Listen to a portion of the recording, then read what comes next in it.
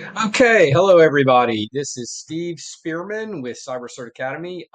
I'm going to be your instructor this week, or actually, this is really just a bio. So, what this is I'm going to tell you a little bit about myself. How did I come to be an instructor, a few things like that, and then we're going to just go into how do you make the most of a boot camp, and then what I call study tips, like study advice. Like you're going to be doing study on your own. Here's some advice about how you can, best do that. So, anyway, again, Steve Spearman. I have spent over 12 years in information security. Most of my professional career, I have actually was in capital software sales. I worked in the healthcare IT space, and most of that was if you know healthcare IT at all, I was in what was known as the Meditech ecosystem. So Meditech is a hospital information system that focuses on small and mid-sized hospitals mostly. I actually sold home health systems for their partner until they acquired that company. So 2012, I started my own company called Health Security Solutions. Health Security Solutions focused on risk assessment. The reason I started it is because there was some legislation that allowed physicians and hospitals to get money if they adopted an electronic health record. And one of the things they had to do to be eligible was do risk analysis. So, over the last 12 years, during my times as a consultant, I have done between two and 300 risk assessments. I actually come to information security from the GRC side, governance, regulatory compliance. So, done risk assessment. I've done lots of policy development work. I actually have expertise on HIPAA. I've done a lot of consulting, speaking, other things like that on the HIPAA regulations. I've also done a lot of what I call compliance program development, where people, decide, hey, I don't want to just do risk analysis because, it's a box I have to check, but I want to do it because it's good practice. In fact, one of the domains, one of the 8 domains in the CISSP is risk assessment. So, um, if you need to contact me, my email is steve at CyberCert Academy. And if I can have any questions, if you're preparing for the CISSP and just want some feedback or some thoughts or advice, I'm available. So I reside in San Pablo, Heredia, Costa Rica. That is my fiance. There in the photograph, we met over 2 years ago and have been engaged since October 2023. I have 3 grown kids. My hobbies are home renovations. Last year I bought a house in Chattanooga, Tennessee, before I moved here, and I converted a hall closet to a full bath. So there was already a half bath. Took out that hall closet and I put in a full bath. So I like to read a lot, especially nonfiction. My favorite author is Michael Lewis. He was the author of The Blind Side, The Big Short, Moneyball, all of which are the ones that I'm aware of that were made into movies. I think there's one or two others in the works too. So, love to do woodworking. I grew up in Greenville, South Carolina, and Greenville actually is home to the world's, probably truly the world's greatest woodworking guild. And it's all volunteer. There's no paid people on it in it, and it's an incredible shop. So, and then I moved to Costa Rica in early May. I have spent a lot of time in Costa Rica, as you can imagine, as much time as I could to be with my fiance. But so anyway, that's a little bit about me. What I want to talk about here is my philosophy. What is my teaching philosophy? So one is I'm committed to my student success. I don't do this just for a paycheck. I genuinely care about seeing my students succeed in the marketplace, and in passing this exam. And of course, this exam is the marketplace is why people are taking this course. That why they want to pass the CISSP. So um, one of the things about the CISSP especially is it's the idea of teaching concepts, not keystrokes. This is not a technical exam. There are some exams, some certifications that require sort of technical know-how. Like if you get Network Plus, you need to know how to create a subnet, as an example. That is not this course. We will cover some technical topics, and I really enjoy teaching that. We'll talk about cryptography and data management schemes like Bell and Viva, and we'll talk about biometrics, a lot of different things like that. And and I'm actually quite good at getting, even though I don't have a technical background, I actually do a good job covering those topics. And so anyway, concepts, not keystrokes. And one of the things you hear about this exam is that you have to understand it at a conceptual level, and that's very true. It is not possible to memorize everything. We'll comment more on that in a little bit. I also want to train the brain, and my goal is that for anyone taking a boot camp, that they will instinctively begin to use the right test taking techniques. Now, content is one thing, and it's going to be important to know as much, the content as well as you can. But 50% of passing this exam is knowing how to take the exam. So it's super important. Discussion is good during a boot camp. It can be bad. I want to make sure discussion is focused. But, if we have discussion that serves the purpose of helping people retain information, stories do that, other things like that, that's good. So it is also my job to not be boring. If you're familiar with Ben Stein is an actual economist who got typecast as an actor as a boring teacher. He was in Ferris Bueller's Day Off, and then he was typecast in The Wonder Years, and I think in a number of different roles as a boring teacher. I I'm not doing my job if you're bored. We're covering a lot of material, but it's my job to try to do that in a manner that's engaging, and use case study stories, real world examples as much as I can. So the other thing too is the I believe in the idea that collectively we are geniuses. It's just the idea of crowdsourcing. If we put our heads together to solve a problem, we can all learn from each other. So even though that's an important principle and that it can make us have a better week, I do think that it's also important that you really spend time on your own with these concepts. The reason is that when you're taking that exam, you're going to be on your own. So you need to spend some time in doing your own homework, so to speak, in preparation. One of the things that is true about me as an instructor is this last bullet, I discuss it because it is so common for me to get asked, will this be on the exam?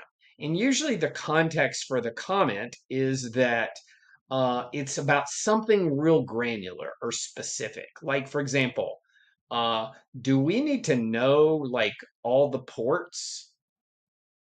And of course, knowing all the ports, I mean, there are a lot of those, but the common ports. And my answer is it in the book? If it's in the book, then yes, you might have a question where you need to know that. I've been asked, do we need to know all the NIST special publications? And my answer is they're in the book. It is possible you will be asked about specific NIST special publications. So you just have to keep that in mind as you're pursuing, your goals related to this. That if something is like, if you get to where you want to ask, could this be on the exam? You need to realize my answer is going to pretty much always be yes. If you're seeing it on the PowerPoint deck, or if you're reading it in a book, it's possible anything that could be in there. So. Um, Okay, let's talk about how to stay engaged and focused. I'm a big fan of meditation. I think meditation is a practice where you learn to be aware of the state of your mind, and to learn techniques like breathing techniques and concentrating on your breath itself and things like that.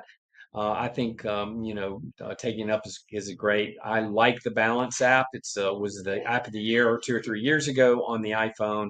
It's also free for a year, fully functional app, and you get to use it for a full year. So during a boot camp, get up and move around. Don't feel stuck in your seat. I won't take offense at it. I also think you should take notes if you can. Taking notes is a good way to kind of take what's in your brain and applying it through your fingers so that you can better it's a kind of effective learning, using tactile learning. So, but in addition, you'll have notes, right? And you can review your notes. So, exercise is good practice, especially during the week of a boot camp. Be willing to take breaks. There's the 20-20-20 rule. That means focusing on an object for 20 seconds every 20 minutes. That's 20 feet away. So if it's not 20 feet away, then less is fine. But just see that as kind of this concentration point. Get you know get a good night's sleep. If you want to stay awake, that's going to help a lot. Don't party. I need to take this bullet out. It's when people are investing the time in this course, it's not been an issue. So stay hydrated. Get involved in discussion. I know that you have a range of different kinds of personalities that you find in different boot camps, but get involved in discussion. It's gonna help everybody stay focused. So um, put out a goal to pass the exam and then reward yourself if you do. Maybe you've wanted that new KitchenAid device or that new attachment to the KitchenAid you already own, or you want a new reciprocating saw. I don't know, something. But there's actually been some research to show that if we have a challenging goal, we make a goal. If we put a reward out there, then it can help us. It can help us meet that goal. So distraction devices like fidget spinners and other things can help some people. So it's also a good idea to find a dedicated study space with limited distractions. It should be comfortable, but not too comfortable. You don't want to be falling asleep in it. It's also a good idea to avoid multitasking. So turn off notifications on your phone. One of my favorite authors, it's sort of advice authors, is a guy named Cal Newport.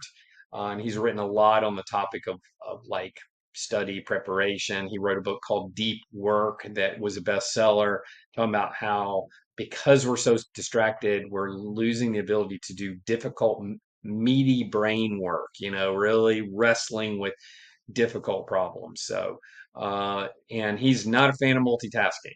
He basically said, I've heard him on several podcasts, and he's not on any social media. He checks his email once a week, every Friday. And he says, if I get an email and nobody has asked me for anything in that email, I don't respond. He got his. So anyway, it's a good idea, to the degree that you can. I know everybody has responsibilities.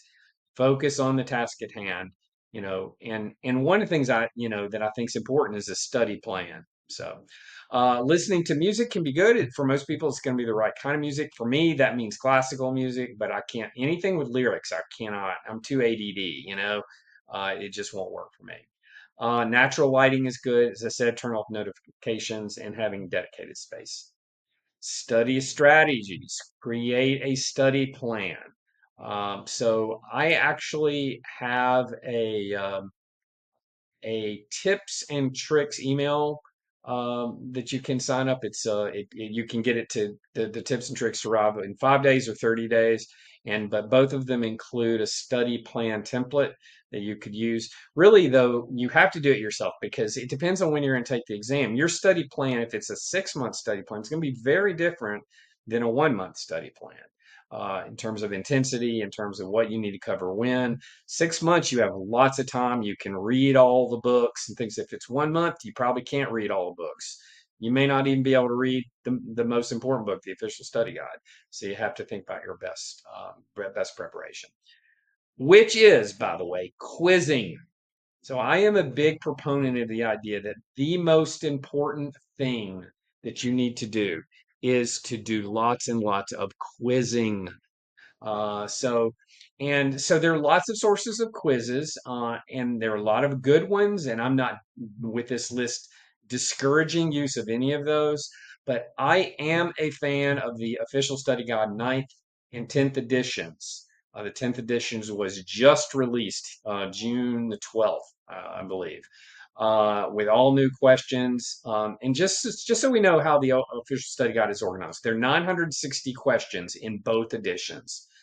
And the 900, and actually, technically, there are actually 460 questions in the physical book or in the Kindle book. But when you buy the book, you're given access to the Wiley Learning Portal. It used to be known as Efficient Learning, but now they sold the Efficient Learning brand and materials to UWorld, and apparently Wiley's just now doing this on, outside of Efficient Learning. Regardless, is there 500 additional questions in the portal? And that's really what I'm talking about when I talk about this. And if you go look on my website, or you let me know, I'm glad to send you the link. There's actually step-by-step instructions on how to sign up what used to be known as Efficient Learning, which I now just call the Wiley Learning Portal. But that's where you need to do your questions. So the way the questions are organized in the official study guide is there is a 40-question assessment before any of the chapters. There are 21 chapters, and each chapter has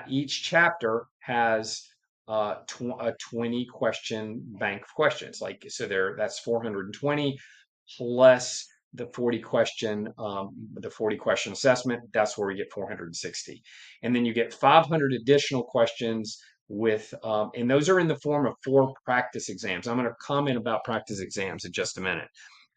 So be sure to go and sign up for the Wiley Learning. Now, in addition, they have the official practice test book. The 4th edition was just released, I think, on the 16th of June. The 3rd edition would still be good if you happen to own the 3rd edition. It's fine for your preparation purposes. And again, you want to register those in the portal so that you can do it online. You don't have to mess up your books. So, so really, that's one of the first goals you need to do is to go up and sign up for the the Wiley Learning Portal. Those 4 resources together have over 4,000 questions. And one of the things is there's a guy, I picked this up from somebody on the web. He said, you should plan on doing at least 3,000 questions in your preparation.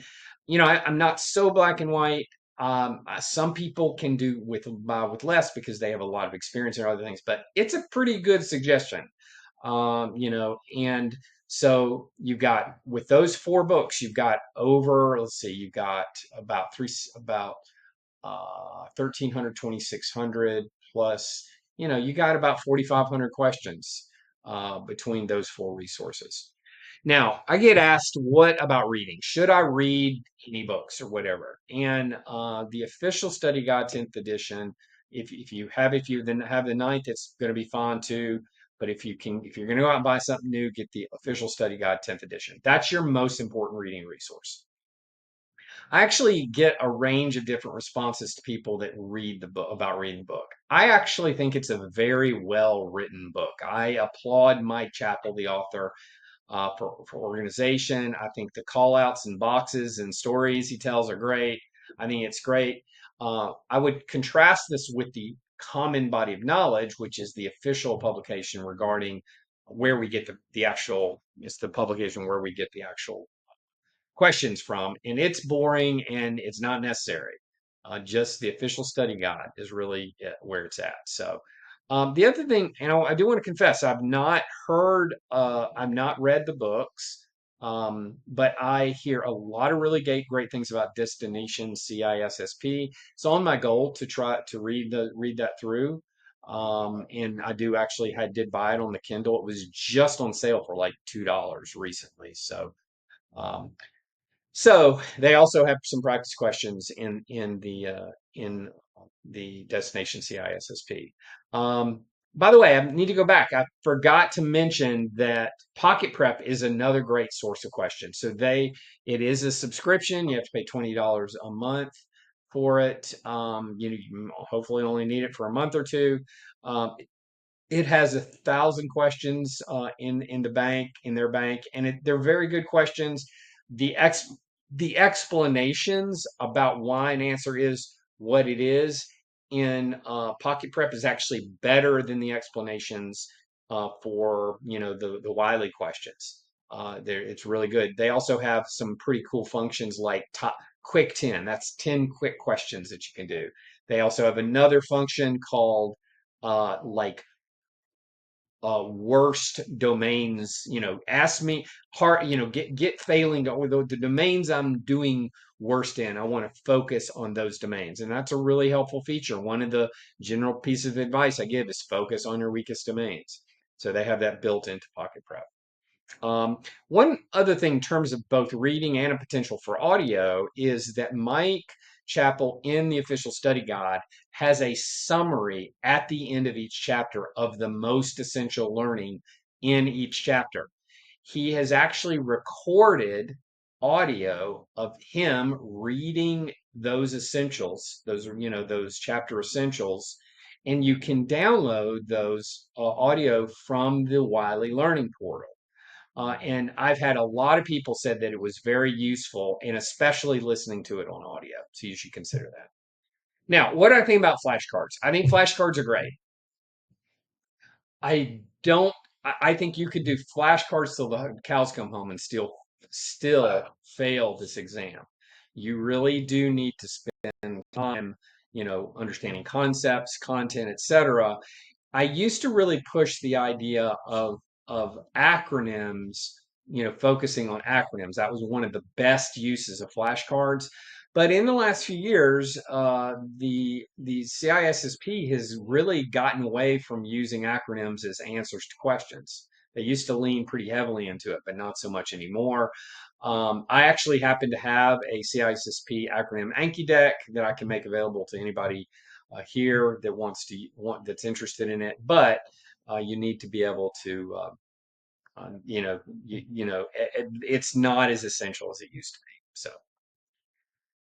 Okay, so pre-exam strategy. First of all, about actually getting signed up for the exam. Check slots for availability often. You'll go on. There's nothing available in your local territory. Just keep checking back. You can expand your search area. If you have to drive a couple hours to one that's available, that's not terrible. So expand your search area. I have found that the availability at university-based Pearson VUE centers tends to be better, especially if it's not exam season at the university, like the summer or in the middle of the semester. It's just not. It's just you just don't have. So in Pearson VUE does have a lot of university-based locations. So I recommend that you schedule exam 1 to 2 weeks after a boot camp. Some people go through a boot camp, and because the boot camp is their final study step, they're literally ready to take the exam the next day. But a good percentage of people need more time. The model for boot camps used to be go to a boot camp, you take the exam, and you probably had a 70% pass rate. Well, that's pretty good. 70% is not terrible, but man, if you're in the 30%, it kind of sucks. And my point is that I'm going to give you, my readiness assessment, and there are going to be people that are not going to be ready. I'm going to give that to you here shortly. So it's at the very bottom here of this slide. So if you're not ready based on that readiness assessment, push your date. Focused on your weakest areas as the day approaches. That's other advice. No, let's talk about his readiness assessment. As I've already said, this is from the using Wiley questions. Wiley questions are official questions in the Wiley in partnership with the ISA2 that is in the official study guides and in the official practice test books. And what I recommend is you're ready to take the exam when you're getting greater than 75% score on Wiley practice exam questions, but they need to be new questions you've never seen before. Let me explain what I mean.